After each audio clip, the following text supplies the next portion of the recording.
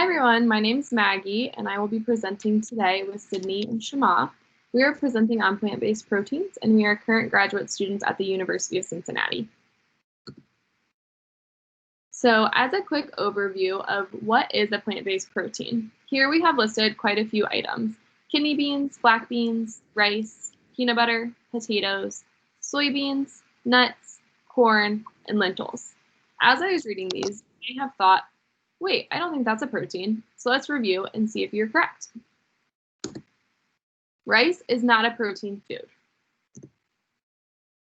An additional food listed here that would not have a significant amount of protein is potato. And there's one more on the screen. See if you can find it. It's corn. So I hope you all were correct. What that means is that kidney beans, black beans, peanut butter, nuts, lentils, and soybeans are all a really great source of protein, and they all come from plants, hence plant-based proteins. So now it's time to fill in the blanks and test your knowledge.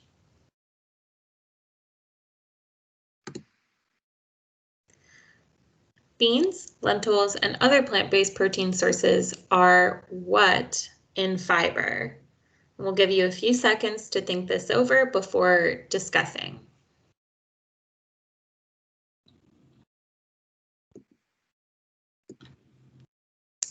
So, beans, lentils, and other plant-based protein sources are actually high in fiber. And this is great because this is a benefit that plant-based protein sources have over our animal-based protein sources like meat and dairy, which are very low in fiber. And beans, lentils, and plant-based protein sources being high in fiber can actually help our digestive systems and improve our gut health. So our next question is, increased intake of plant-based proteins has been found to blank cholesterol levels in the blood. We'll give you a few seconds to think that over.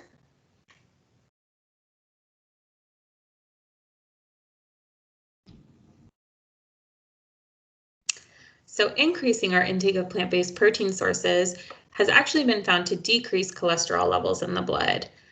Were you correct?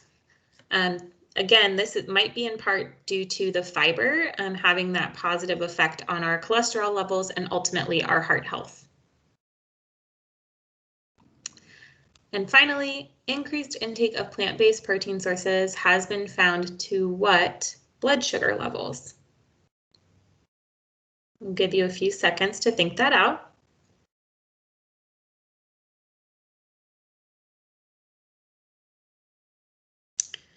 Were you right?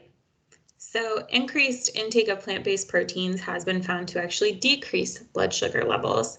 And this is because beans and other sources of plant-based proteins, like we said earlier, are high in fiber, they're great sources of protein and carbohydrates. So when we're eating these, there's actually slower absorption of the carbohydrates in this food, making it great for decreasing blood sugar. So now we're moving on to an activity where you'll be shown a couple scenarios, and I want you to think to yourself, what might you tell your friend? This is us practicing how we might advise others on the use of plant-based proteins. Scenario 1. What are you eating for dinner?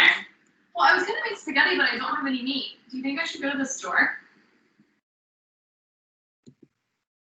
What could you say? If somebody was unsure if they needed to include meat in a meal, you might be able to answer. Do you have a can of beans? You could always use that instead. Well, I want to make sure the kids have enough protein. What might you say if somebody questioned you on the protein of beans? Beans are a great source of protein and fiber. Protein? I didn't know that. Okay, so now we'll move on to scenario 2. What are you looking for? Well, I wanted to add a side of beans for dinner tonight, but we're all working on lowering our sodium, and I didn't buy any that are salt-free. So if a friend was worried about the sodium level of beans, especially canned beans, what might we be able to tell them to reassure them on the use of canned beans?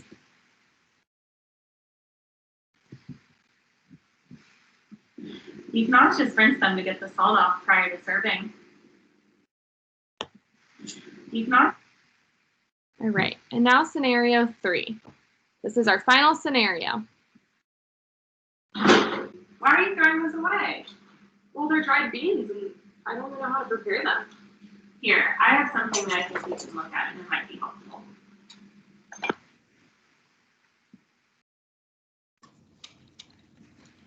So we're going to show you how to prepare dried beans. So the first thing you want to do is when you get the beans, you want to check and be sure that there are no rocks, there are no particles or no debris in the dry beans. And you rinse, so you rinse and sort it out. And when you're done rinsing, you place the beans in the pot and add water to it and soak. You want to soak the beans for at least 10 hours, or you soak it overnight. And the quantity of water you put in the beans whilst you're soaking, it's 1 part of beans to 2 parts of water. The water could be more. When you're done soaking the beans overnight, or at least 10 hours, you rinse and drain the soaked beans, boil some water. After boiling the water, when the water starts boiling, you add the rinsed beans to the boiling water.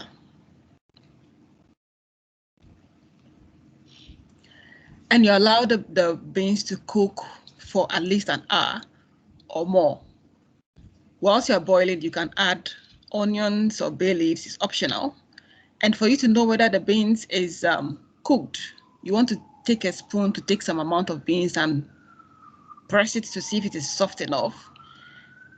And you need to also check often to be sure that the water that you've added to the beans has not dried off. If you need to add more water, you can always add more water.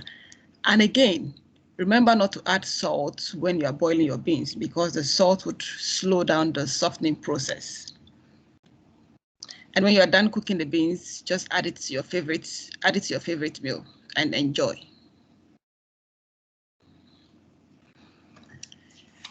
You can also prepare the dried lentil. Lentils are smaller.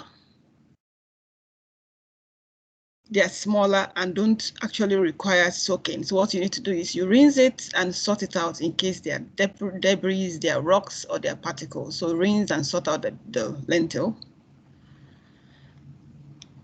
Boil the water like we did for the dried beans. Then add the rinsed lentil to the boiling water and cook for about 20 to 25 minutes. When you're done, just add it to your favorite meal and enjoy it. Now we have the canned beans. How do we prepare the canned beans? You rinse the beans, not forgetting, like we mentioned earlier, the canned beans has the sodium content of the canned beans a lot. So you want to rinse the beans and drain it to reduce the sodium content. And after rinsing it, you can decide to chill it overnight, warm it in a microwave to your preferred temperature, or you can also eat it straight from the can. But make sure before eating it straight from the can, it's been drained and rinsed, and enjoy with your favorite meal.